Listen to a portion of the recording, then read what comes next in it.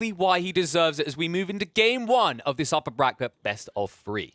And as we move in already, like we said, it's going to be Mongols versus the Abbasids here on Dry Arabia. The Kings of Old versus the newly arrived meta in the Abbasids. And I've got to say, this matchup, first thing that's got to matter, Nili, it's got to be that UV placement, right? It's got to be the generation for the Mongols that you're looking at. Absolutely, and that dictates how aggressive he can play. Maybe he can go a bit more greedy if that one is close to his town center. And look at that. Oh, that right there. We call that a spicy meatball right there. That leaves a tang on the tongue. And it's also the double Uvu as well. My God, look at all of this on one screen. Oh. Wow. So close. Sheep were a bit late though, and he's heavily going for wood, as you can see. DeMusliM, that looks like either an early pasture opening or the barracks. I think pasture makes lots of sense. Would love to get that one nice and close next to the over of the faster production. Yeah, it feels like it's a standardized build right now, but hold up. I'm sensing something that we've kind of become a little bit numb to. We don't see as frequently anymore. Might this be the early signs of a filthy Mongol outpost rush ahead of us? Well, all the signs are there. Still keep some villagers on wood as well, and some spearmen coming around. Not the highest amount of sheep found though, so that will be a bit problematic for the Muslim later. Still didn't find the Viper, but shouldn't have the biggest problem. I still think like the sheep amount is still not pretty for the Muslim, if we can take a look at that. I think he found like 3 or 4.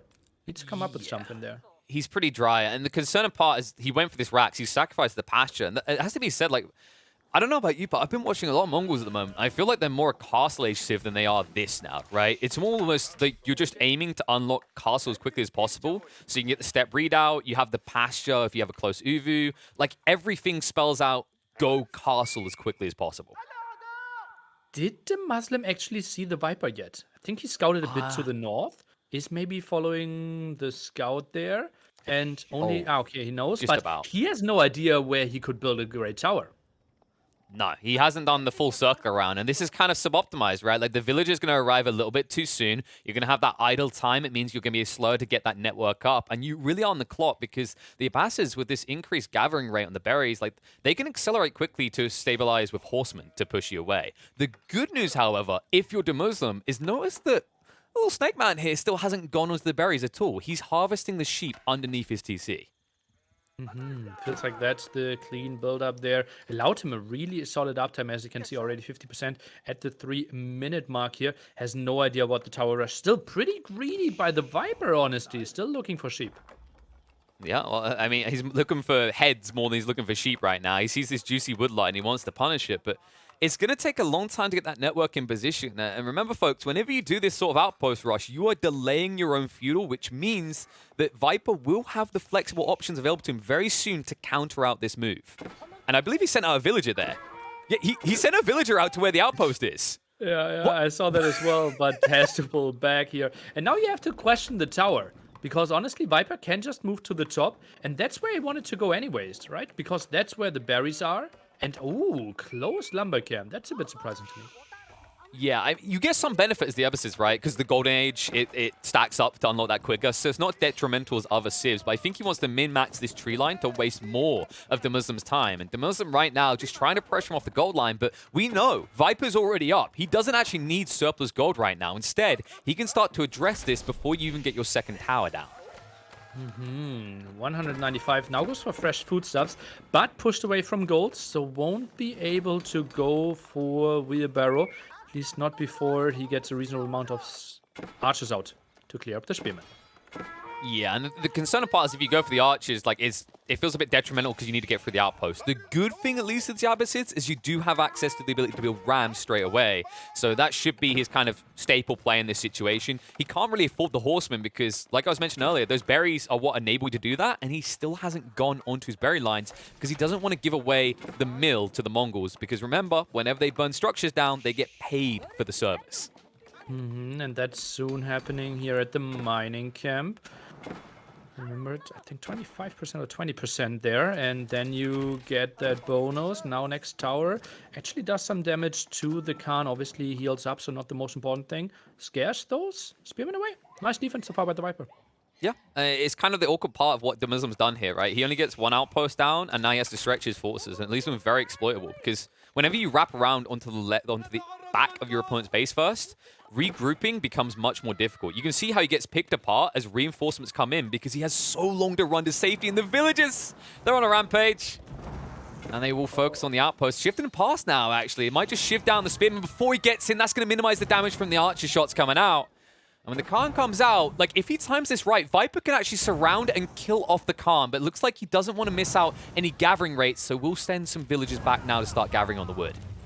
Yeah, felt like the Khan will be too slippery anyways, tries to get out of there, loses some HP. Behind this, obviously, we're going to feudal age, now had to build the pasture. And the big question is, what is DeMusliM playing after this one? Is he trying to go for feudal age play, or does he flirt with castle age? Yeah, that's a good castle now, right? I feel like if you try to just flirt feudal, like, you've kind of delayed yourself. Like, you don't have any outposts down now. It's kind of just become the standard acceptance amongst most Mongol players that, like, if you do this early outpost aggression, it's to delay your opponent enough to go castle. My concern is, are you stronger than Viper if you both now rush castle? The thing is, Abbasid can still build that ram early on, right? How do you defend your gold? I don't think a tower will be enough, and archers are out there. He needs to build army. He does. He needs to get at least something out to pad himself, but he has a little room to work with. Did cancel the stable in the end, so didn't complete that. Has gone for the double pasture, and this is now obvious to Viper. But this does mean that, like, DeMusliM should have some flexibility. If he saw 3-4 pastures when he arrived here, he knows he can fully exploit this. But right now, I don't expect Viper to want to commit to a ram, but he can commit to killing a few villagers, as this is a reactionary outpost, meaning it's not going to be quick enough to get up. Maneuver arrow to try and get away, but that doesn't work on the villagers. The Khan has to retreat when the Camel Archer shows up as well. The pressure is ramping up, and DeMusliM still not with the wiggle room to give an answer over. Oh, and he has to switch plans again. He went for the stable, then canceled the stable. Now is forced into it again. Viper already has a Camel Archer prepared. It's looking really good for the Snake. Oh, yeah, the Slivery Bugger's on his way to an easy victory, and especially when you consider how crippled DeMusliM is right now. Like, he has 287 surplus gold. That's a hefty amount to be floating that you have no use for. You have to remember how little you have to work with at this stage in the game, and now you're just kind of stuck, forced to play feudal with a suboptimal economy that is not going to actually find any use anytime soon. Now the question is, if you think, okay, I have to commit to feudal age anyways, is there maybe an option to squeeze in some eco upgrades? Maybe go for wheelbarrow, for example, right? Because your feudal age, your castle age timing won't be pretty either way. Oh, this ain't pretty if you're DeMusliM. If he had a God Vision right now, he's about to find it as well, because the Khan has arrived and he's going to get the bad news. His opponent is not only harassing his eco lines, he's now scaling his own, and he is no longer in position to do anything about this. Oy, oy, oy, oy, oy. And that Khan should be low HP. Oh, that's a sloppy play. Loses the Khan. Well, that's a freebie. Even generously donates a sheep. Easily just says, yes, I want to be blue now. Blue are winning. Man. Like, now Archers maybe committing to get 1-2 villager snipes. Oh, that one is really ambitious. 10 HP going to the front. Horseman dies. Yep, gets both of them as well. The outpost is complete, but this is the issue, right? This is something that players have got better at doing, is reactionary outposts are very easily punishable. The issue that I think DeMusliM had is he never expected to be on the defensive with the way he opened this game up. But you can see the issues when he's on the defensive, right? You can see how this backfires. When everything's condensed next to the UV like this, it's less safe space for you to build your base under the protection of your town center. And the wild thing is actually that it snowballed quite heavily from not finding enough sheep. Because he had to build the second pasture so much earlier than he normally wants to do. And therefore the tower was delayed. If you can build the tower, then the second pasture, and still have enough food, I think it looks way better for DeMusliM. I think people also underrate how much lost economy you get when you delay your deer stone, right? Like, because that Yam movement speed is a huge boost to your villager lines, especially when you're chipping through wood like this. Look how much jollier and quicker they are to skip back and drop off of the TC compared to how they were before the deer stone was there. But here it is, the step readout now on the way. Viper, in the meantime, not far off his own castle age timing, almost has the resources needed for it. And remember, he did go for a secondary TC, and hello? This is an Age of Empires 4 tournament, sir, not a dance-off. Yeah, Santa didn't really want to help out there. Building it with 19 villagers. Really wants to get to Castle Age, but obviously pulled all gold villagers away there. That obviously means no immediate threat of men-at-arms or any lancers, simply because he doesn't have the gold. Yeah, and I don't think he really has many military builds, right? It's just the racks. Did he ever complete the stable? I believe he actually cancelled it again. No, So, we saw some horsemen die, okay, so yeah, that's right. Yeah, so he but did get it only down early here. horsemen. Yeah. He does at Look least at have that. the one outpost. This is the weakness of what we're talking about with Viper's composition, right? Is he doesn't actually have a way of diving. So if there's any outpost defenses, like, you can't get through them. Oh, Khan now out, and Castle Edge Khan is a completely different story. So much HP and will just slaughter through all this, not scared with all his villagers. And Viper, he has a 6 villager lead, not too impressive, but obviously wheelbarrow, and now up to Castle Age as well, plus the double TC setup. Viper, he will be happy if he survives the next 3-4 minutes without any damage taken. And he's scaling quickly. The multi-racks, the archer ranges, everything boosting up quicker. Much quicker than that of DeMusliM space. Now, keep in mind the Mongols, they do have that double production available to him via the Uvu. But it doesn't really compare when there's so many military bonus being built for Viper. If he can float this constantly with his economy, which at this number he should be able to, he should be able to outmass DeMusliM in the next 5 to 10 minutes. So I feel like DeMusliM does need to rely on raids now, which he has got the Lancers. That is an option available to the Mongol player. Well, let's take a look. The Viper, he obviously will scout that one nice position there in the stealth forest. And as you mentioned, Viper, he will have all the production. He will have the better economy. Yeah. Doesn't need to make something happen. I'm not sure if the prayer tent alone will set him up for the late game. Let's see if he uses the prayer tent optimally. One issue I've seen with a lot of players is they don't actually just roll the prayer tent around. They unpack it, right? Like I don't know how many people realize this yet, but you actually can drop relics off while the prayer tent is still packed up. So you don't even have to stop with it, which is a lot more optimal to play around. And I think with Viper's composition being archers and Rax units, he should be able to collect these relics without much impediment, because it's too much of a delay if Viper has to go to the far north and south side on this map. Yeah, and DeMusliM knows about that. We talked about it. He actually likes to keep it at home, or tries to collect very carefully, because you're not collecting gold while the prayer tent is moving. He simply wants to get gold as quickly as possible. And something I've never seen before was actually the double production there out of his prayer tent next to the oval. Yeah, it's so underrated. You can pretty much double produce anything minus villages, right? Like, some people forget. That's how you actually get Silver Tree builds online as well. But it looks like fight underway. And the crossbowman now arriving for Viper, so he should have the edge here. That should force DeMusliM away. But the villager goes down. He doesn't get it. The outpost one tap from being completed. And that's crippling. That means you do not have the Yam movement speed and have to back away. That was some true teamwork there. The scout did so much damage to the villager. And in the end, those crossbows finished the job. That was so nice vision. And look at that. Leapfrogging forward with some towers, though. But Viper, he gets into a solid army. If you look at numbers, 8 to 16 now. Viper is doubling numbers. It's painful as well, because DeMusliM before, he at least say, well, I've got the mobility, right? You know, like, you people, you just have, like, walking sticks. I'm working with nitrous here. We need the speed with our units and our yams, but it's not there. He's not getting it up, and this is really crippling for the Mongols. Like, he gets the one to the north, but this is out of position. He's not able to utilize it, and now with this many man-at-arms, they can burn it down. Springer will make it annoying, but this outpost will once again go down, and it means that Yam network is going to be choked out and away from DeMusliM. I believe it be with 60% HP. A bit of a surprise to me. Maybe felt okay. The next attack is coming through the center and wants to make something happen there. Okay. Viper, I wouldn't be surprised if he's switching into some siege pretty soon. Yeah, so Viper, I think right now has gone chill mode. You notice how he pulled away from that outpost? Because right now, he's happy with the room he's got. If you look at the back of his base, he went trip TC. So he's being a very greedy boy right now. He's delaying the siege momentum, which I kind of respect, actually. Like, he's up against Lancers, so it's very hard for you to pebble them down with Mangonels because they're so fast and so tanky. This gives him scalability, and it means he'll be able to throw away siege a higher quantity than I think DeMusliM will be capable of. The eco upgrades now flying in. 2 more for the Viper. He already has 4 blacksmith upgrades as well. On the other side, only the 3rd one now flying in for the DeMusliM. Scares this army away, and just feels like Viper has so many good things going for him for the long run. He really does. And I don't know about you, but if I'm DeMusliM in this situation, I'm maybe contemplating the potential for a double TC. Like, he's almost got the wood. He's flowing additional gold because he's playing on step readouts. And it would allow you to play a later timing. Whereas if you continue on this course, you are going to fall behind Viper by a decent margin, especially with more villagers being picked off so freely like that. I think if you're Mongols, you know that your opponent has double TC, potentially 3 TCs. So you know that you are heavily behind at least 15 villagers, if not 20.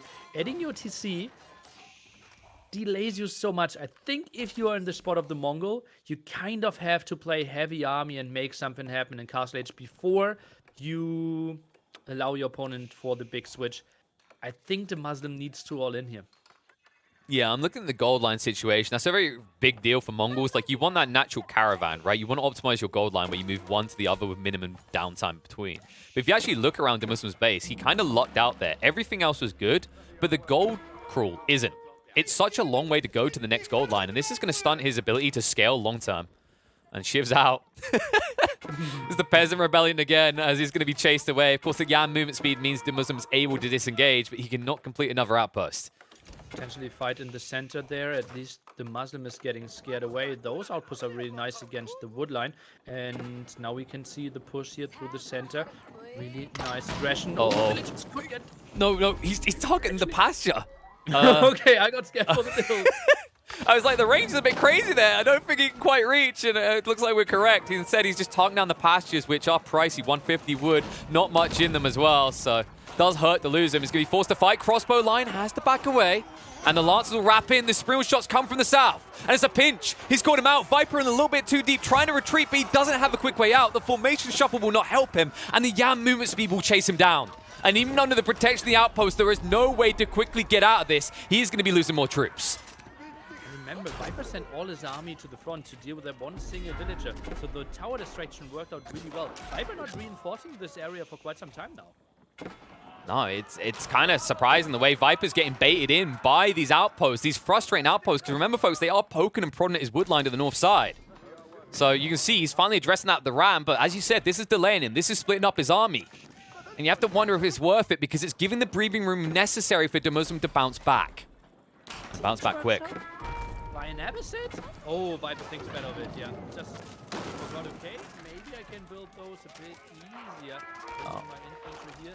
Oh, looks like Nili is retreating quickly away from the voice call, quicker than Viper is away from this fight.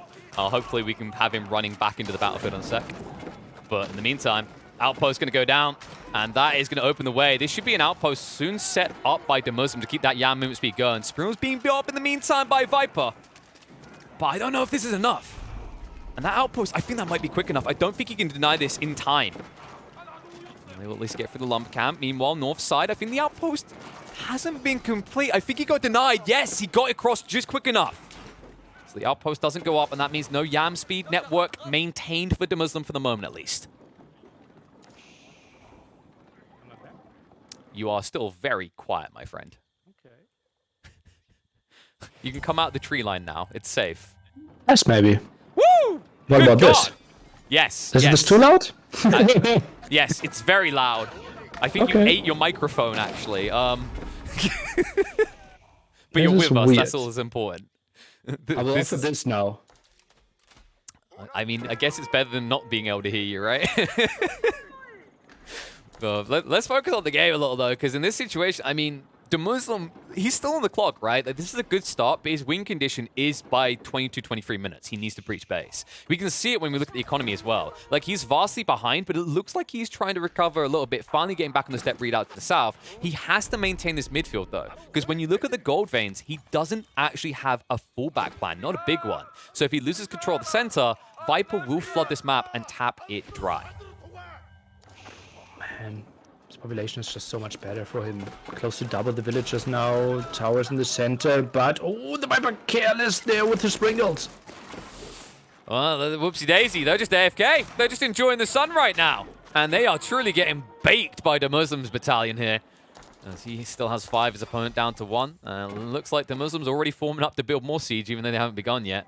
In the meantime, Rams trying to get through those outposts to the north. They are pesky, yes, but not really critical right now, as DeMusliM does maintain the military lead. 61-45 military pop cap. And he will roll in to try and get rid of more of these outposts that Viper has built up. And Viper now even upping to Imperial Age. He's getting all the upgrades for his Spearman as well. And he's just trying to buy himself some time. He knows how much better his economy has to be. And look at his army as well. And gets that keep up at a perfect spot. Oh, well, you know, it's very two players, they love their keeps because we're getting one in this game. A defensive keep in this situation, just flaunting it in DeMusliM's face, saying you can't build these, mate. But you can blow them up. And that's the concern. This siege crawl-in is escalating quickly for DeMusliM. He's reaching critical mass in terms of his economy stretch, but he's in good position to utilize that to maybe end the game in the next few minutes. Oh, look at that. The Yam network transferred to the frontier. DeStones is coming over, wants to make a massive push happen. 75 military, good setup. Viper, he needs to make sure that he survives this massive attack. Yes, sorry. It's going to be a hard fought for defense as well. He even got the religious figures on the front just trying to juice up and heal any damage done. But you have to wonder, in this situation, he could even just opt to get a few Lancers to wrap around the south side, because the big issue, the big weakness of Viper's format right now, everything is defending north side. Nothing is defending the exposed soft underbelly of his economy. As you can see in the south, those villages are spreading out. And the Deerstone's up. Wants to keep that Yam going. He's tired of wasting villagers dying trying to get outposts up. Of course, this is an efficient strategy, folks. Once you get the Deerstone and you build outposts in its place, it has no other surface anymore. It's just a tanky Yam boost. So stick on the front line, keep that movement speed going. Look at the resources of the Viper. 2,000 food floating. Not really putting that on the map. Oh, that's why. Let's take a look. How is he using it? Elite man-at-arms and elite crossbowman.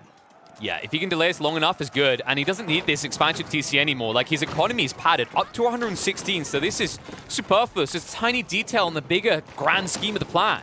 And remember, that House of Wisdom, now that it's imped up, it's about 14k HP, so not easy to breach. And there it is. There is the gank we were looking for. Wraps into the squishy economy lines and starts to tap them dry. And that's important because the thing that Viper needs right now is wood in quantity to build up siege. Well, he needs to make sure to not lose his House of Wisdom there as well. Obviously, that TC loss was not his main TC. That's the other one a bit further down here, so don't get too scared if you think Landmark Snipe is an option right now. Yeah, and if you click on that House of Wisdom, it doesn't really feel like an option. It's like a 14k HP target, so not easy to breach through quickly, especially with just a few Mangonels and mostly crossbows here. So he'll peel back for the moment under the protection of the primary TC. Buying his time, remember, he's waiting for those tech ups to come out. And that's when he can push it. Once the golden hats are achieved, and we can see them now there, the elite crossbowmen, elite man-at-arms, everything is looking gold for Viper, but he needs to be careful. The Mangonels are still a concern, and he can't access some of the Springholds. If he gets the shutter trigger upgrades, though, it starts to look thumbs up. And this is forcing the fight. DeMusliM doesn't have a choice, has to go in. Man-at-arms grouping up, trying to move in, but no more Mangonels, and it means that Viper can repel this attack. Although he will have heavy casualties, he will be much better suited to rebuild the army after this. Oh, and his army is better upgraded as well. He has the elite units. He did such a great job dealing with those Mangonels in the back, and then his crossbows were just so much better than the Castle Age army of DeMusliM. Yep, your mic is as dead as DeMusliM with this one right now. Gotta say, I mean, it's looking crippling. Like, how do you replace all that you've lost now? It feels like you're out-capped at this stage. Like, these raids seem good, but then we look at the eco count again. It's 100 to 64. And you are still a whole tech behind your opponent. It's hard to see a clear way out unless DeMusliM makes a transition soon. The question is, what is that transition going to be?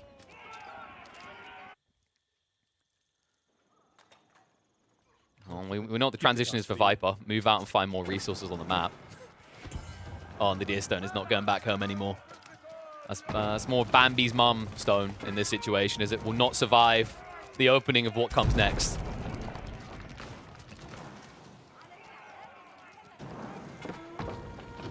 I think we'll get our long-lost Nili back in a sec. We're just checking on how his mic's working. It's getting a little bit too excited. Understandably, this game is very exciting. Only 24 minutes in, but really feels like it's been going a lot longer, and not for a bad reason. It's just a lot of back and forth. It's exactly what we want to see in these upper brackets at this stage.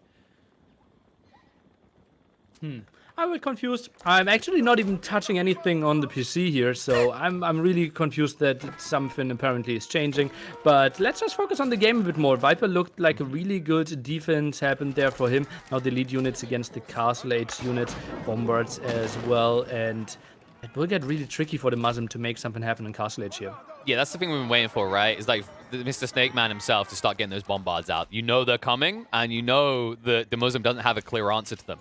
Even shutter trigger upgrade, just making it so easy that you can't rely on Springles anymore. If DeMusliM does find a way up in Imperial, it changes. But look at this, the keep expansion. Trying to get up quick enough. wrap around with the crossbowman and the man-at-arms. More villagers rushing out means that this will be completed, and it will instantly be garrisoned, and that is going to spell problems for DeMusliM. Taps it with the hammers, finally gets it up to 100% and can Gary inside. The boiling oil comes out, and instantly DeMusliM forced to retreat. And so many dead man-at-arms. Oh, and what can DeMusliM really do? Look at that. Resources floating quite a bit, but that won't be enough. Now some pressure here on the Ovu. And look at that. Too few pastures. Look at all those villagers next to his main town center. This is the issue with the Mongols. If you ever surrender this much of a gap, you're in trouble. And as you said, there's nothing to gather right now. He panics and tries to fix it, but this is going to take a long time to alleviate. Because remember, folks, when those patches go up, you're not just getting a million sheep at once. It takes time. Time that I don't think DeMuslim's going to have at this rate. He needs to make a move soon. He's being wrapped on. Pressure is starting to ramp up. You can see where he originally planned to go for a secondary TC and cancelled it. So didn't even have that scalability anymore to his economy. Arm raid's now coming in. That Mangonel did not finish 239 HP, and that raid is going to be pretty damn good as well. Viper not even interested in adding some more villagers, and Mangonel still gets some shots off, but only against the Khan, not the most important thing. Oh, this is actually a good fight for DeMusliM. He catches him split. He wraps on him, he butchers him. The crossbow zerging is kind of working, and it has to be said the reason is because Viper is not building enough Magos. He finally has them here this fight, but in previous engagements, they just weren't in position. Although there's heavy damage onto his crossbow line, it is still a healthy number now, up at 60 compared to the only 46 for Viper. Full migration, now villagers have to run away from the men-at-arms. Oh, I think DeMusliM has to all in now. You just get the villagers, just give them shivs, go to the base, do everything you can. See if you can get through that 14k HP House of Wisdom quicker than they get for us. Anything, everything. And a keep is even the coming up there. now is here as well. Oh my god, so he's migrating, is he migrating for the Northern Golden Line? No way. This is so dangerous, actually. I feel like DeMuslim's one mistake away from losing the game if he gets caught doing this. And they just saw him because he ran over the sacred site. So instead, the villagers are going to go in. DeMuslim's had enough. He understands that if this game goes on too much longer, he's going to lose it anyway. So instead, he'll look for the dub now.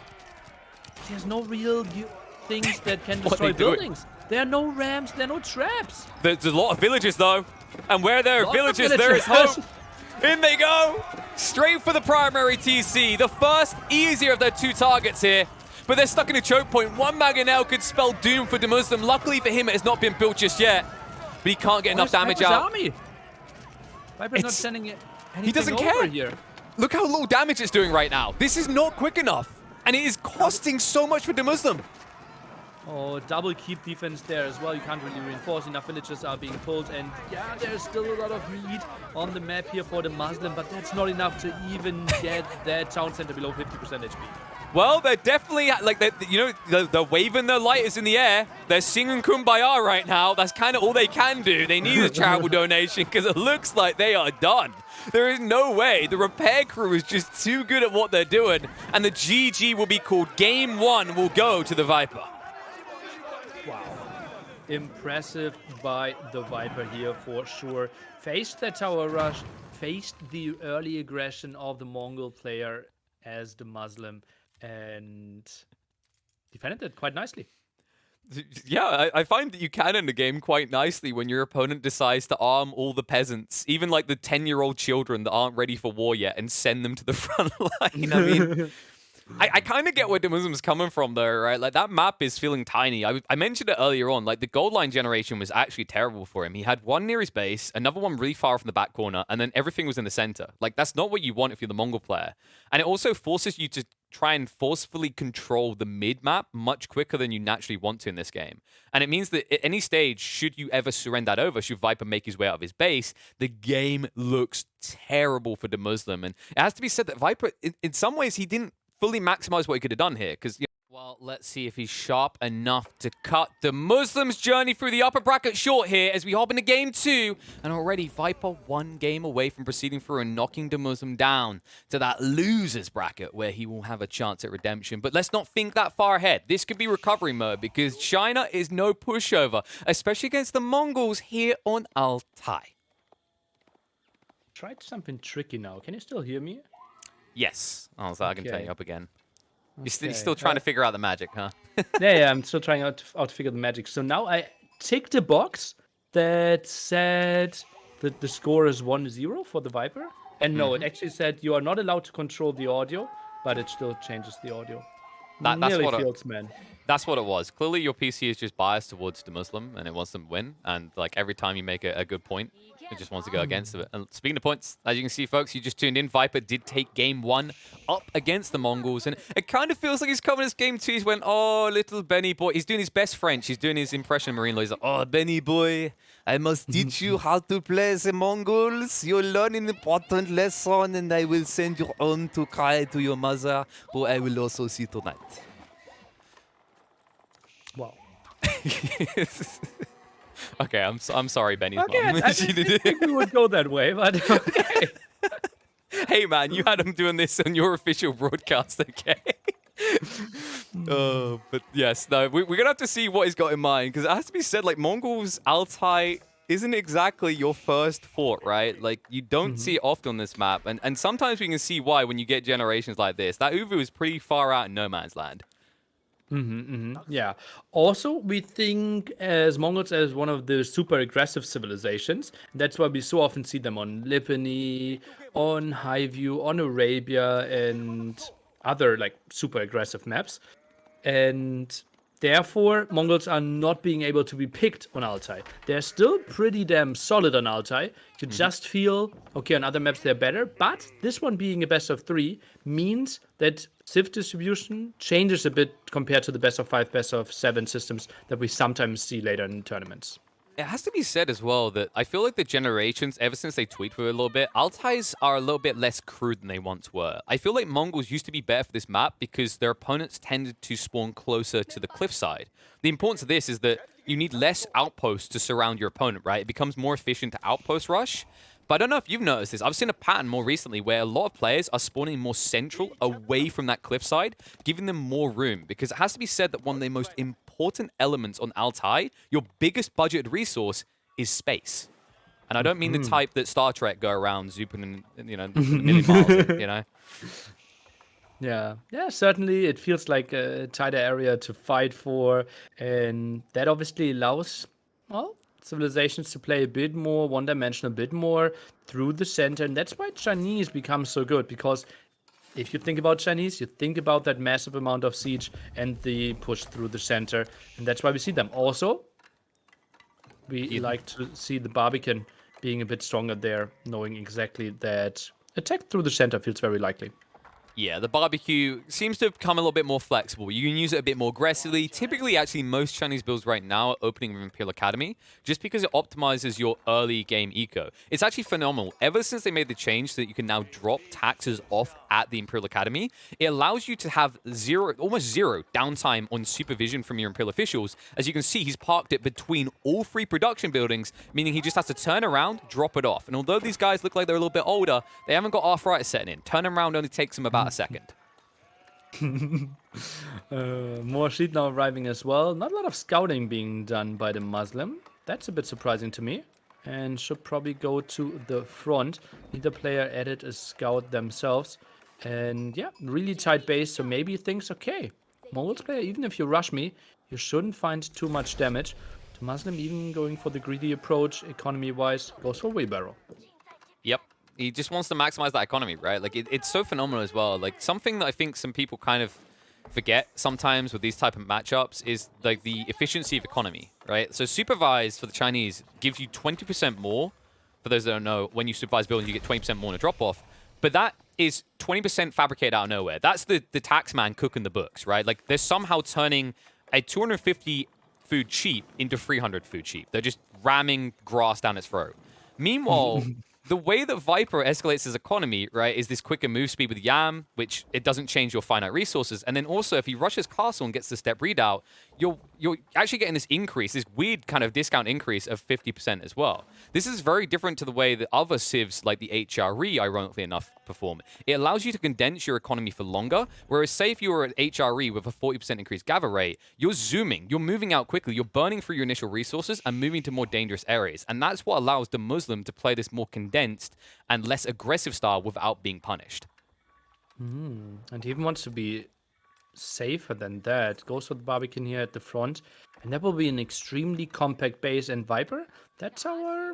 I'm not even sure Yeah, how much it will achieve for him? Obviously, some vision. I don't think those kill each other too nicely, right? I think they do 1 damage to each other. A tower and a Barbican.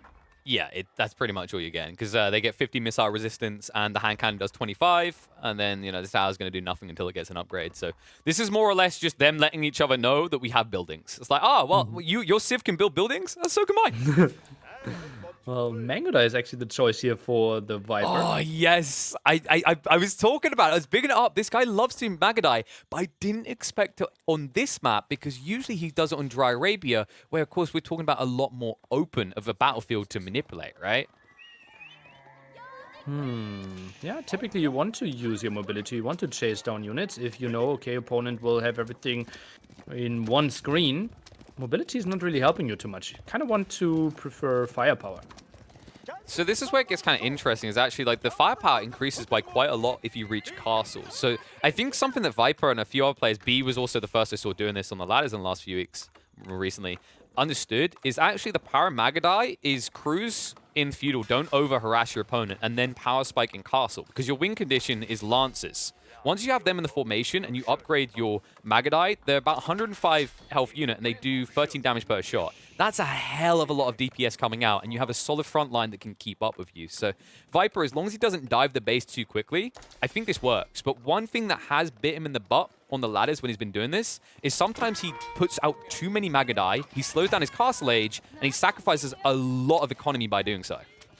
But not this time, only 2 Mangoda, and his castle edge time will be absolutely on point, while we see DeMusliM going for quite some feudal age army and just finished siege engineers. So he's going for a feudal push. I think the Viper should get castle age in time, though. Look at that. Oh, DeMusliM not even on the map yet. He's setting up the outpost as well. He's like, no expansion for you, just swats him down. He's like, you can have that tiny piece of land, okay? But you can't come out anywhere else.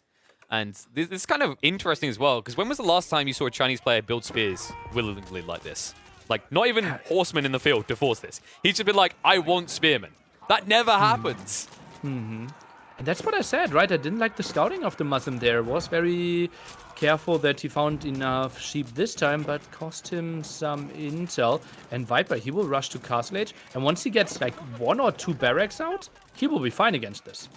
Yes, but in the meantime, his poor little outpost isn't going to be, as it's been peppered through pretty quickly. It's not just the spearmen doing a lot of damage here. These Yugnu, that's 3 damage per shot. Something that's really underrated. Like, compared to archers, these units siege en masse. If he reaches critical mass, he could run across the battlefield before Viper is ready. Well, let's see if he actually focuses on that. It feels like Mangodai could get away. I'm actually surprised that the Viper's focusing down the Spearman, kind of indicating that the switch is going to be Lancers, not Men-at-Arms. Loses those Mangodai, though. That's a stinger as well, right? Because you can say, oh, he lost 2 or 3 Spearmen, but how pricey is Magadai? It's a 160 resource unit. Even if you discount it with the Uvu, it's still hella pricey. So even losing just 1 or 2 hurts. Viper will reach Castle Age, but what? He cancelled the barracks now? Has to go away? Oh, he will reach Castle Age, but won't be able to produce anything. Yeah, because he has to condense, because you know what's coming. Like, look at the timing. DeMusliM understands what he just done. That's the whole point behind this outpost. He's trying to delay the arrival, understanding that if he wants to be greedy, he needs that early heads up, that distraction. But DeMusliM is not waiting around. And DeMusliM has enough wood for the ram here. Viper, look at that. 700 stone, but can't produce anything. He can't use his Ovu. Oh, this is problematic. Ram now being built up. The Zhugni, of course, cannot deal with the Khan, but the Khan, remember, he got nerfed. Used to do 12 damage, does 8 at this point in the game. He is tanky, but that is kind of all he is. He's no longer your DPS dealer. He's more or less just your frontline tank if you're a World of Warcraft raider. Ooh. Double ram. Wait, he's snitching as well, right? Was that sheep under his control? Okay, it's yoinked away. This is something I've seen Chinese players do. Puppy Paw used to do this in the day as well. He'd actually walk sheep into his opponent's eco lines, so he got vision around tree lines. But not needed in this situation. Double ram coming out, however, is a problem, as Viper only has 4 military units. Uh-oh, that's not enough, my friend. Now goes for some production, but still not double production. Now goes for some more pastures. Oh, this is a tight window, and Viper, look at that. Floating stone. Ram's actually going for the Ovu instead of the main TC. Because he doesn't know. He didn't scout this out, so he doesn't know how much time he's wasting. He's on the clock, and he maybe will deviate. He needs to deviate, in fact, because if he allows this to continue, the army's going to build up. Viper will get the padded protection he needs, because this is not a critical mass as you knew. This is not 50 staring you down at this stage. But Viper has nothing as well. Look at that. He has some Men-at-Arms. He has 3 Men-at-Arms to arch in the field. That's basically nothing. It's going to turn to nothing soon if the Zhugnu have anything to say about it. Peppering them, turning these men-at-arms into hedgehogs right now. Slowly but surely they will die, and these trades with the Spearmen are not efficient for him. As they start to fall, he needs all the resources he can get, but Viper, look at his food, he's got none. He's forced to try and retreat away. His buildings are starting to burn, and he has to rush out, and the Zhugnu will butcher them. The villagers picked apart so quickly, and the Rams peel back just in time. Maybe you get one, but what cost? It costs too high, as it looks like Viper is quickly going to find himself close to his starting count of villagers at this rate. In the town center still, but look at that. Indeed drops down to 25, massive deficit, and now takes out another barracks, down to 1 barracks pretty soon, and then Zhugnu will just kill every single man-at-arms once they pop out of the barracks.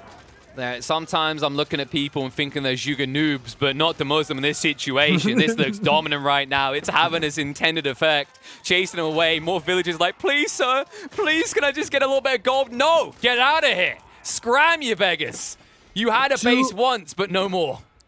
2 military on the field, and now Rams even ignoring the starting town center. He knows he doesn't care. His winning condition is not to kill the town center. He knows, if I kill all your barracks, I'm fine. Yep, and it looks like they almost got for the Ram, but not able to do so quick enough. A few dodgy torch throws from long range for a moment there as he Kobe'd up, but still not enough. The Rams still stand, and this many Zhugnu will shred you if you come out. Right now, this is just like warriors come out to play as DeMusliM just keeps clanking his cans together, but Viper, he knows if he comes out, this game is done. Third Ram as well, and Zhugnu, they will be happy indeed. Once villagers pop, they should easily die. Now the Khan is still trying to make something happen, but I think just died. One archer on the field. What is Viper doing? Viper's built that marketplace. He wants to see if he can trade himself out into a better game than this. He'll have to, as he calls GG, and we even it up 1 apiece. That was a really nice aggression by DeMusliM. Such a tight base, therefore could delay himself a bit more, and then knew exactly, okay, you might be greedy. I go for the big aggression, and Viper reached Castle Age without a single building to produce out of. True, but this will be the side of game as you hop into game 3 between Viper and DeMusliM. Ooh, pressure is on. Obviously, we're in the winner bracket, so if your favorite player is dropping here, they still get a second chance. We'll continue to play even more games today. Try to make their run through the second chance bracket. And as we can see, Viper quite aggressive with his scout here.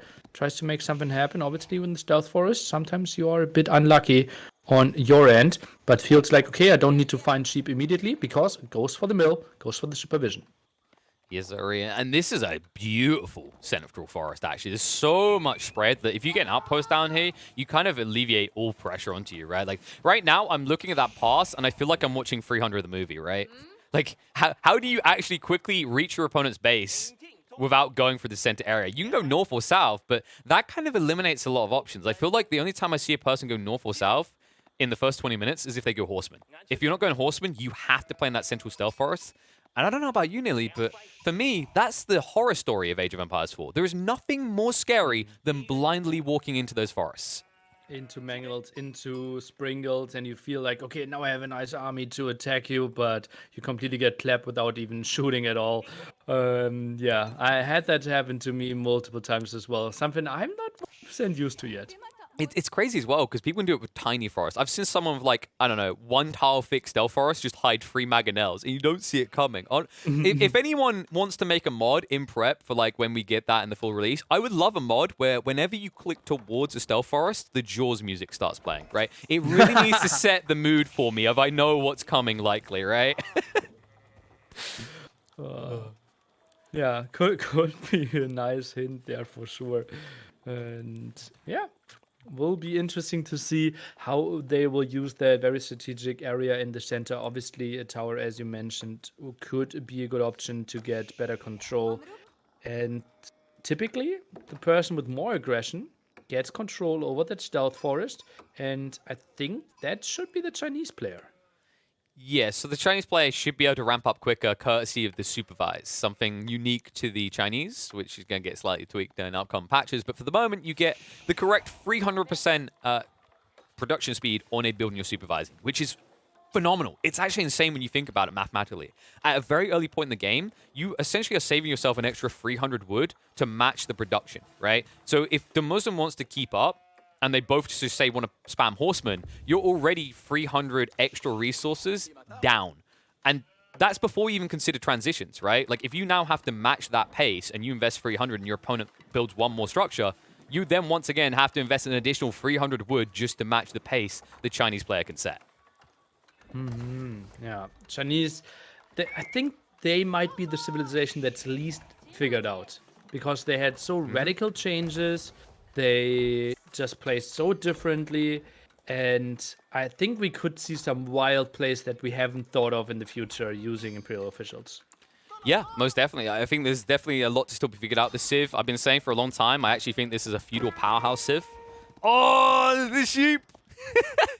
Okay, Nice. not the biggest deal really in this matchup, though. I'll be honest. I'm not going to overhype that. You did just club the sheep of an Abbasid player who, you know, as we know, they like to pretend they're vegetarians until they run out of berries. Well, sometimes farming, but yeah, we often see some deer then as well. Not so many boars though. Double Imperial official here, and Viper, what is his approach? Not really going for any military yet. No, I think he's gone on the stone, actually. So he's just looking to scale up. He already has some people moving on the stone line. They just shifted across from the gold. So he's going for the secondary TC. I think this is, like, predictable, right? Like the Muslim's going to do the second TC. Viper doesn't see it, but he can anticipate it. Like, you're up against the Abbasids, and they're playing on Lipany. Like, it's kind of a given at that stage. So he's just going to get away with his greed. And I think we're probably going to end up having that kind of not much happening 5 minutes where we can catch up on how our day is gone, ask each other nice questions about our life, and then come back to this when they're in Castle Edge. Or Viper plays a bit differently. I think. You think This he's going to might go be- aggressive? Yeah, it has to be, but he's not building anything in Feudal Age. This is probably a fast castle palace guard all in against Abbasid.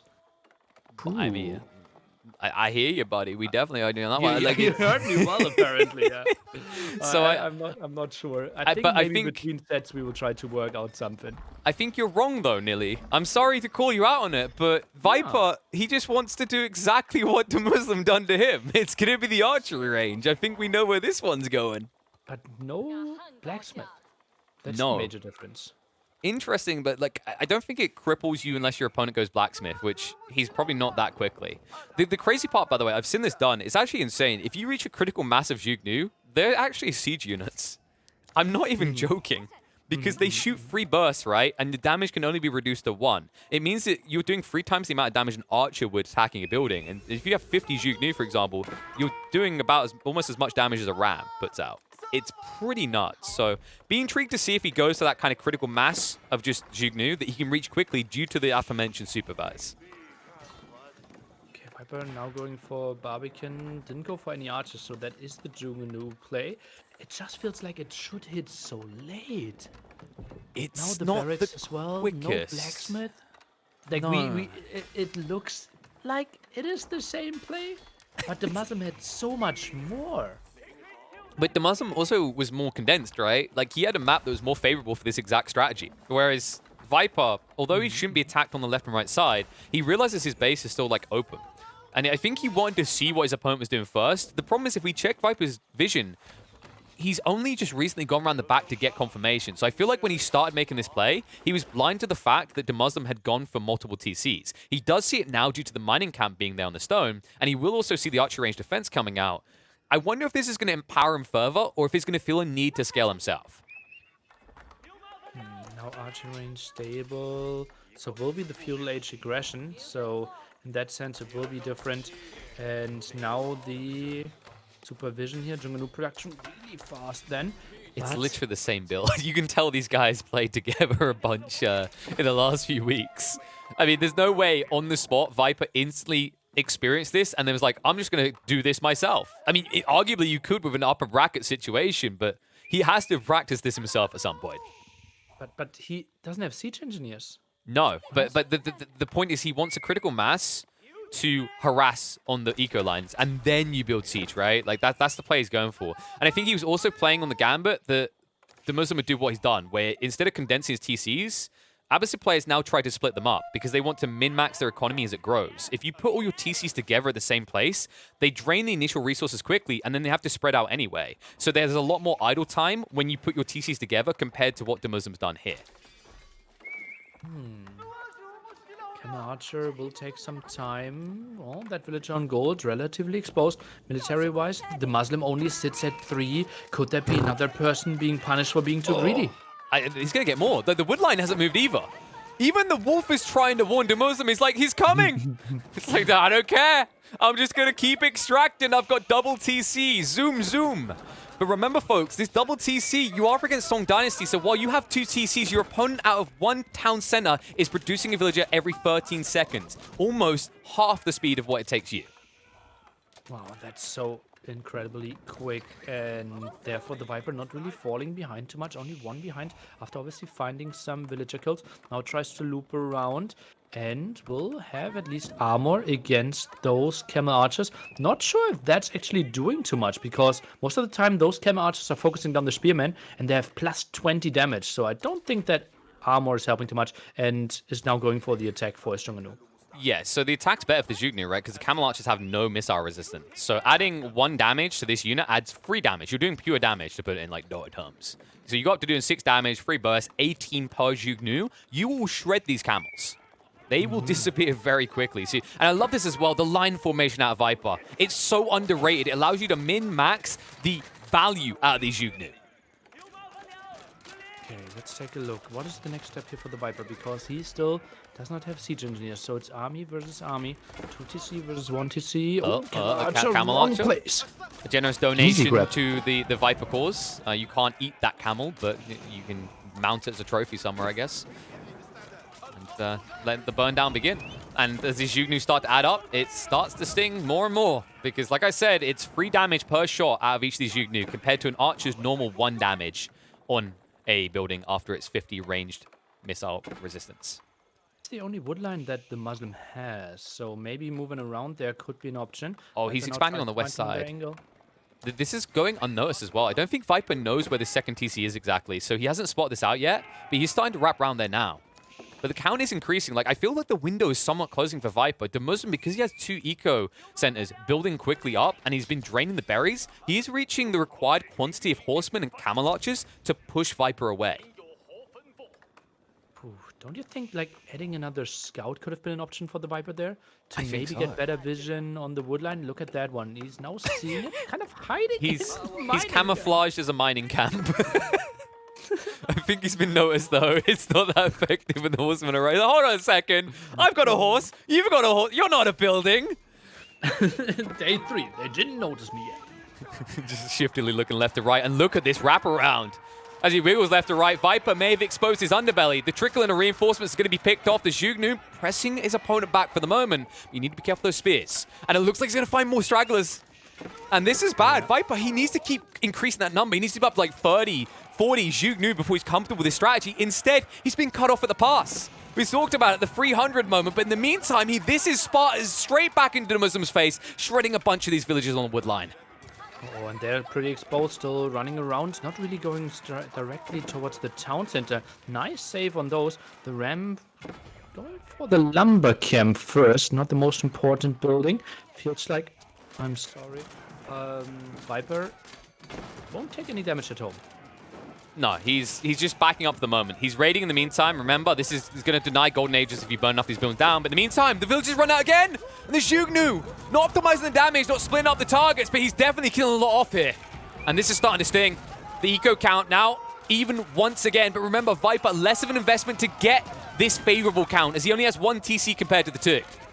And the wraparound, out of position, horsemen arriving. Spearman trying to block them, Brace does come out, buffers them away for the moment. The Zhugnu target out the Camel Archers. No missile resistance means they take maximum damage. And while the Zhugnu will focus them down, the Spearman will be cleaning up the horsemen. And at the end of this fight, although Viper will be repelled away, DeMusliM does take as heavy a hit to his military count when you add up the resource numbers. And now we have the switch here for the Muslim. He's going for archers behind this. Some villagers are being pushed away. And the question is, who's coming out ahead? It just feels like still double TC setup and a reasonable defense here. I don't mind the Muslim spot. No, I feel like right now, DeMusliM's kind of just playing one of those zombie game modes, you know, where like you get round 1, round 2, you know, they keep coming. You have to try and get your borders back up, keep them out, because this is relentless. Like Viper keeps coming in waves, and every time DeMusliM has an army, it disappears in conjunction with him. But the difference is he keeps chipping in that economy, and that's why when we look at the numbers, like Viper is still competing despite the fact he's still remaining on one town center compared to DeMusliM. Admittedly, with that Song Dynasty, so the increased production speed, but it is impressive the way he's keep the gap closed nonetheless. Found so many villager kills there. Really nice move, but now those Jungnu are a bit out of position. Spearmen, I'm not sure if they're enough. 4 only, should easily get sniped. I think this is a clear up. Yeah, he's going to be wiped here. He's just, I think this is where he backs up and maybe just rethinks to regroup, because there's no way you can compete with this now. Like, the archers are a big enough issue in their own, right? They have more range than Zhugnu, and with this many horsemen and camel archers, you know DeMusliM is actually sacrificing the scalability to build here. You just need to make sure you got a defense force in case DeMusliM comes out to attack you now. But look at this, just a few Zhugnu here. And oh, Benny boy, you have been very greedy. It's time for Viper to put you over his knee and spank you, because you've come out of this berry line with 0 protection, and I believe that is no textile still. I'm a bit scared how much you're enjoying that spanking here, but okay. And actually, DeMusliM got out of that one quite reasonable, right? I think he lost like 2 builds. That's fine. He lost 2 vills, but he was also denied, right? Look, this is now idle time for the villagers. So although he's going to get them back there, he wants to be gathering now, because look at DeMuslim's food. Like, they're both draining themselves dry. Right now, they're sticking a giant straw into themselves and just sucking the blood out of each other. And they never seem to have surplus food here. It's just a weird kind of resource circle jerk at this point. But I think DeMusliM's now getting the better side of it. Because this army, although they're similar numbers, his are a lot more tanky and a lot more pricey.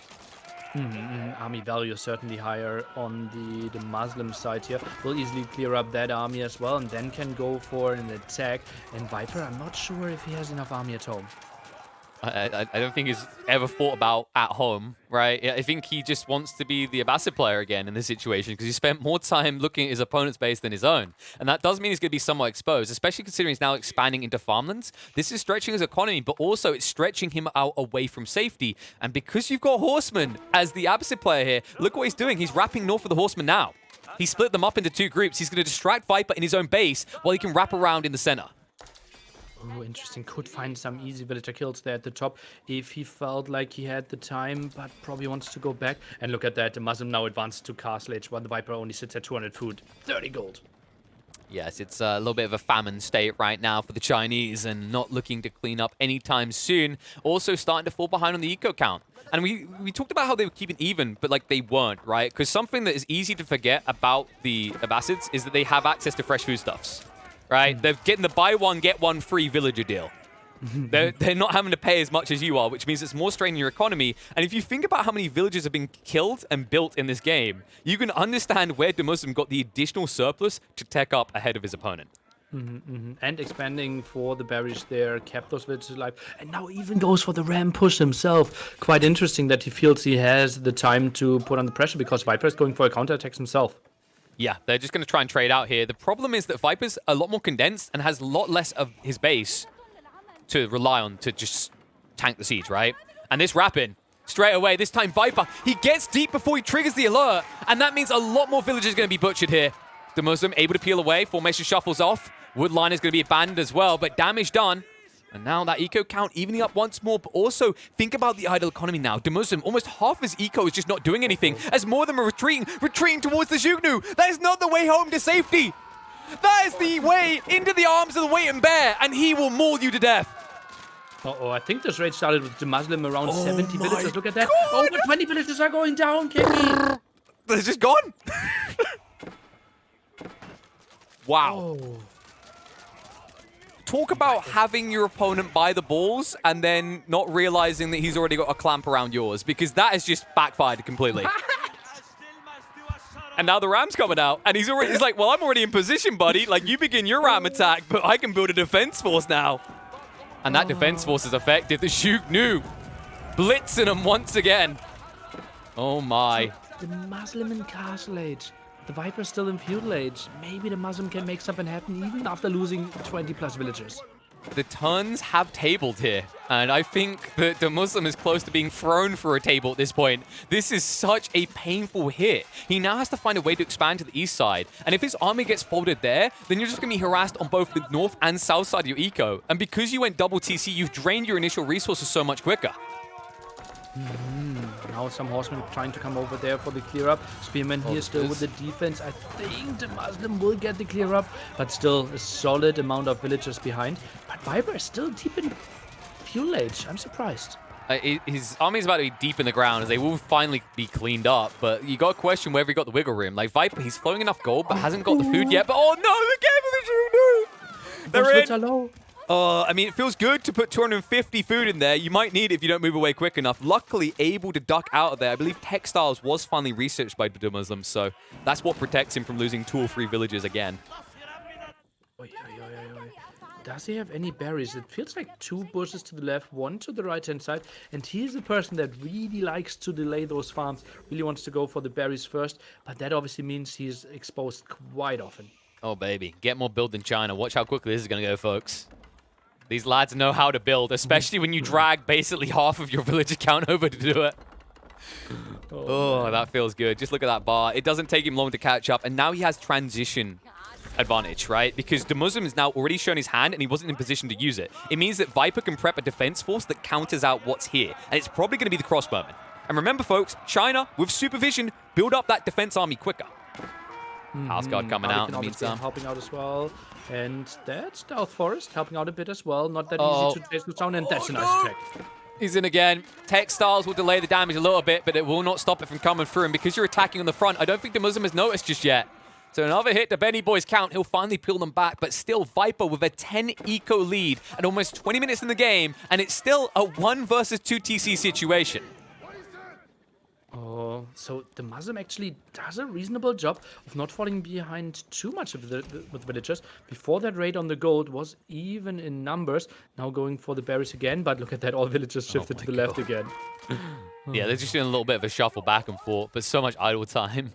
Meanwhile, Viper, you know, he's got the sustained economy with all these farms. These farms are vulnerable to a certain thing. Turns out that you can't grow mangoes on these, but mangoes can destroy them. And look how much damage they take as well. Like 3 shots and they're just gone. Yeah, absolutely crazy there. As you can see, Mill, does he continue to focus it down? Springle just pops, but loses quite some HP. Oh, that's some drunk driving, but don't worry, repair force is here, and that means the mango will fall. Palace Guard also starting to come out, and these archers cannot really address that easily. More man-arms trying to arrive. In the meantime, mango shot coming out. Heavy damage on the villagers. They're keeping the Springle alive, though. And they'll peel it back now. How is he saving that one? Because it's Clock Tower Springle, baby. Don't doubt it.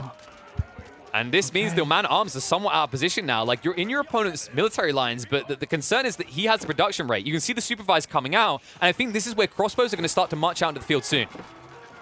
Oh, Springle, now second one pops, tries to defend. Man-at-arms doing an okay job there. And this game is so close. Villagers actually within reach, military count within reach. Now maybe a bit of an overextension here by DeMusliM.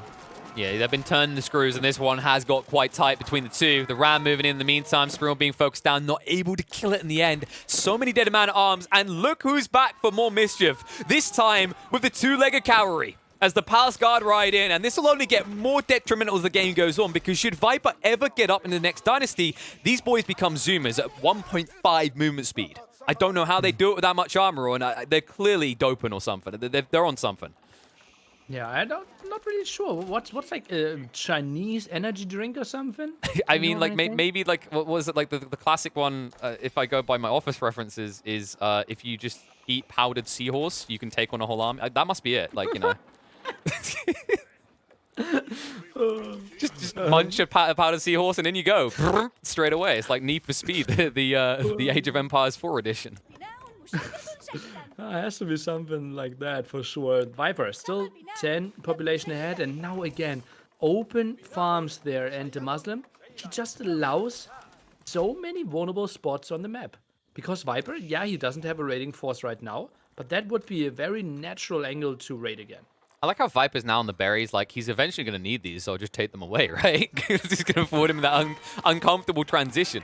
And here you go, like the Zhugnu, still problematic, crossbows as well. In fact, when you look at the missile resistance, up to 5, I believe those Zhugnu are probably a lot higher now. So a lot of that damage is leaking through. And remember, it's free burst attack. So even up against a heavily armored target, you do a lot of damage, but it looks like it's going to be time for the Great Wall of Benny.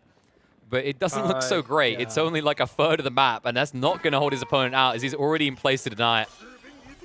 I'm not Over great in this. history, but is it the Great Wall of Abbasid? I think so. Like, Okay. I mean, the Great Wall of the Chinese just doesn't make sense, you know? No, it doesn't sound Never heard right. of that before. Oh, but a Great Wall of Dying Villagers. What about that? Well, if you bring enough villagers out here, are you not able to technically create a wall out of their bodies? It's cheaper than stone in this situation. I mean, they're only 25 food each. Okay. Good God, I can't, like, honestly, the death cry, for a second there, I thought my baby was crying. It's such a weird high-pitched noise. All right, they're in, though. They finally chased him down. That was a nice move, though. DeMusliM literally peeled this back to try and distract his opponent. But, you know, Viper is a crafty devil. He knew what was going on. Does deny some of the wall. It'll eventually go up, but it's just such a nuisance now because he needs these berry patches so badly. He doesn't want to transition to wood because it's so pricey. Remember, 75 wood per farm, and you would need a ridiculous bulk at this point in the game. Compare food income per minute. DeMusliM not even sitting at 700 right now. Some villages here getting slaughtered. Left-hand side, he's trying to wall off, but still, no real berries. Maybe only 8 farms. It's not looking too hot. He doesn't really have a great setup for the mid-game. No, right now, he's kind of just setting himself up to need to end this game in 5 minutes or just say, GG, I've got a doctor's appointment. Because right now, he's going to be battered and brewed from Viper at this rate. Like, Viper has the scalability. He also has a second TC, by the way. Right at the back of his base. You're going for a doctor appointment? Don't you want to play the loser bracket after this?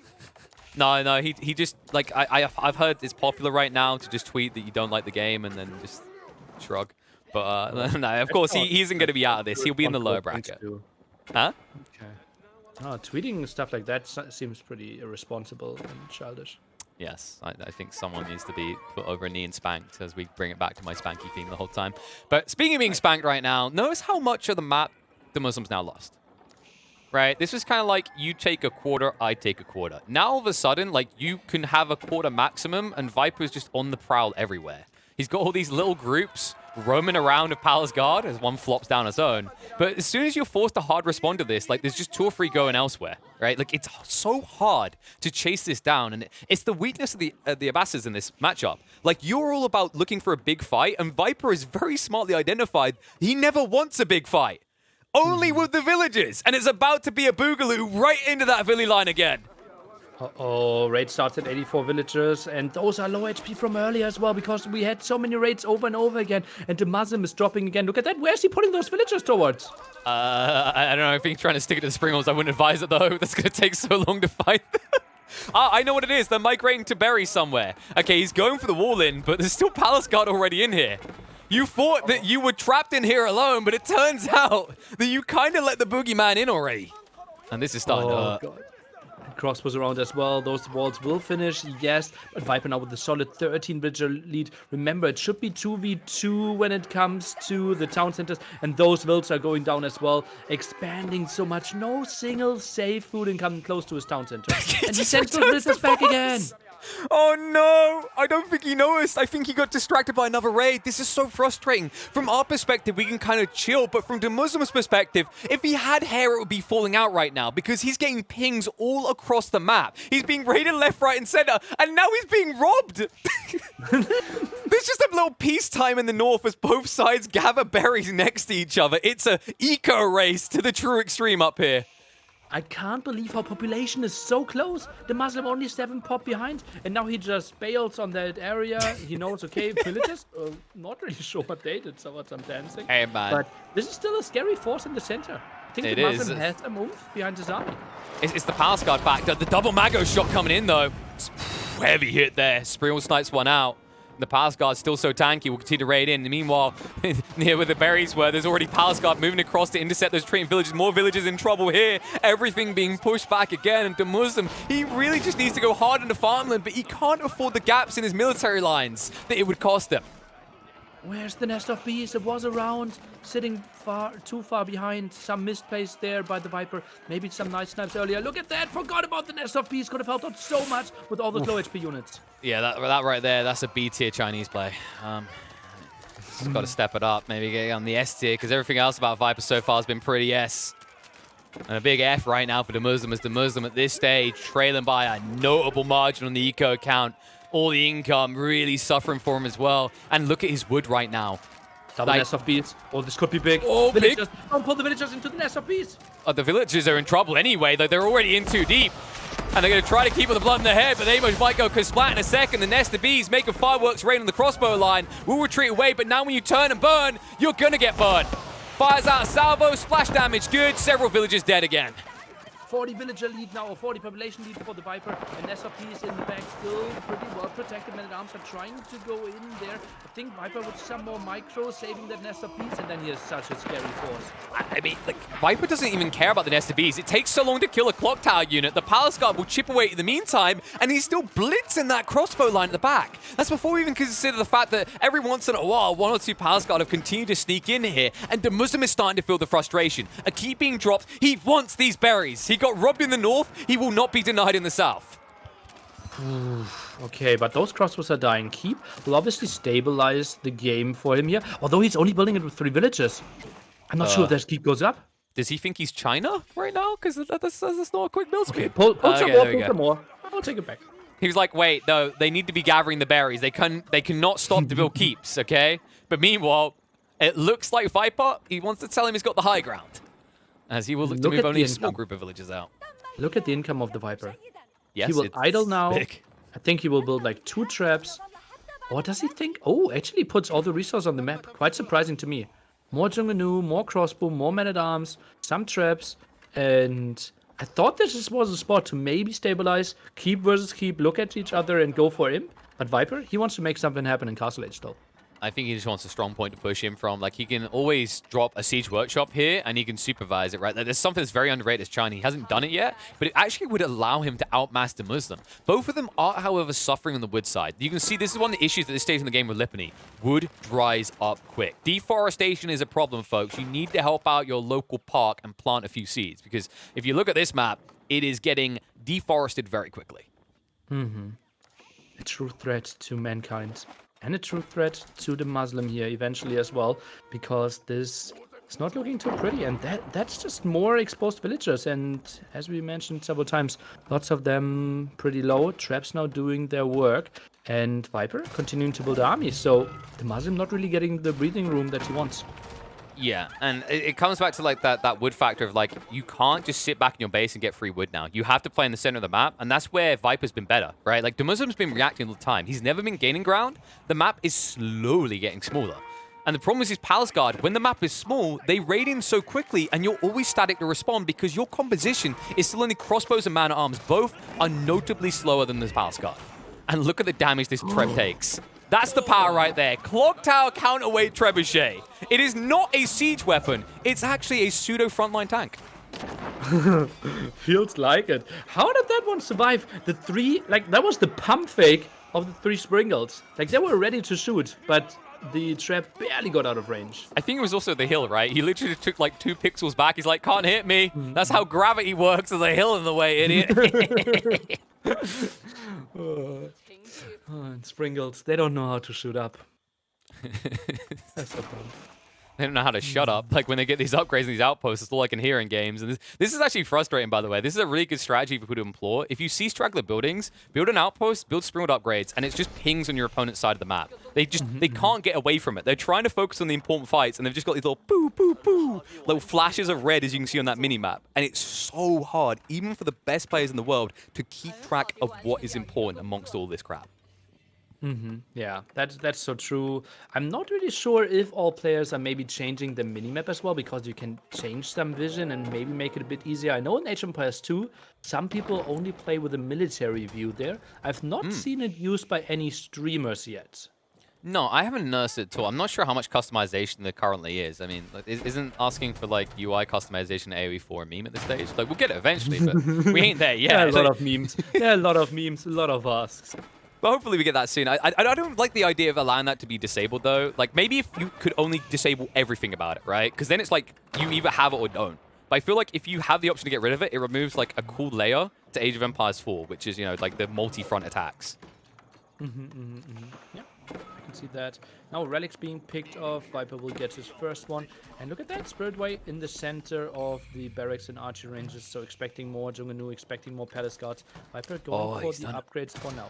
He's got the Siege Workshop on the front as well. Like, if he brings an Imperial Official up here, it's just going to be like 0 to 10 siege weapons instantly. Such a powerful tool for the Chinese. Obviously, at the moment, the main thing he wants out of it is all these tech upgrades, but, like, you know, to help accelerate that. But he could use this to triple up the production rate of a Siege Workshop. But it's turned into a Treb Warfare situation. Pringled, a bit aggressive here. Only 2 at the front. Now Bombard out as well. I think this should be a snipe, but no, look at that. Trap gets away again. It's just so tanky. It's, like, impossible to get through. It's actually really smartly done. Like, he's not maxing out his siege count as quickly as possible, but he's maximizing the potential with them being 50% more tanky. And the Bombard in on the keep, that's going to force a lot of idle villages that they have to repair. In fact, even taking wood out of your economy as opposed to gaining you something. Viper lost his outpost there. As you can see, a small rune in front of his castle. So he is losing quite some vision. Makes it tougher for him to engage properly. But as we can see, DeMusliM never even built an outpost. I'm a bit surprised in this area. Yeah, it's kind of like he doesn't see it as big of a priority because he's just zerging Trebs, right? Like, he has the Treb advantage. He's trying to force Viper to come out and play with him. But Viper right now, because there's a tech up advantage, this is a dangerous game for DeMusliM to play. You know, his opponent does have the shutter trigger range. He should be able to outrange him. But right now, missteps to the Springwood. One gets sniped, Bombard, taking out another. And the Clock Tower making him so much more tanky. These trades not favoring DeMusliM at all. Uh-oh, quite some losses. Now we're even going for the Sacred Site here in the center. Is the Viper, quite some ambitious move. Pop 200 and DeMusliM at 160, now advancing to Imperial Age. Rip that monk. Guy didn't make it to retirement. And now there's going to be a push in. Needs to get rid of that outpost. This is where the wood gets dangerous. This is what we were waiting for, right? The point where you have to play in the midfield and expose your eco lines. But look at the move in. Rushing in with the gold hats, the Palace Guard, and the crossbowman up to elite status. Takes out one of the Trebs. Tries to back away quickly here. As the man-at-arms will respond. Sprinkles in the meantime sniping out those villages slowly but surely. Will target onto the Trebs so they do a lot more damage. And that heal coming out for the keep is somewhat assisting, but it's just too much damage. 120 per shot will outdo the passive heal of keeps here. Viper has too many villagers. Look at that. That's his whole army. He's at 48. And remember, those siege are taking up more than 1 pop space. He can't build more army. He should be floating resources. He should have more army here. Big mistake. Untypical by him. I think it's because he's over-prioritizing the importance of the keep to DeMusliM, right? Because DeMusliM right now in this situation, he's healing from this keep, right? He's sustaining his army by doing this, and what? He just calls it! He gives up, he realizes he cannot gain any ground, and the upper bracket round will go to Viper as he proceeds through 2-1. DeMusliM heading down to that lower bracket. Wow, what a weird moment to resign. He was on the way to Imperial Age. He was just stabilizing. We're going to have to check on that one, right? Because that felt like we're going to check if it was a crash or something, because that did feel a little bit premature. Admittedly, he was not gaining ground anymore, but that definitely felt like a bit of a jump the gun moment for a game that is like the final one of the series. And especially like he was still moving his units as well. He was, as we said, advancing to the next age. We will send our best man there to investigate. If so, the Viper goes through in the winner bracket semi-final. And DeMusliM might be falling. Yeah, he was in a rough spot. He was fighting China. That was fully set up. And we just got the confirmation it was not a crash. Result is official.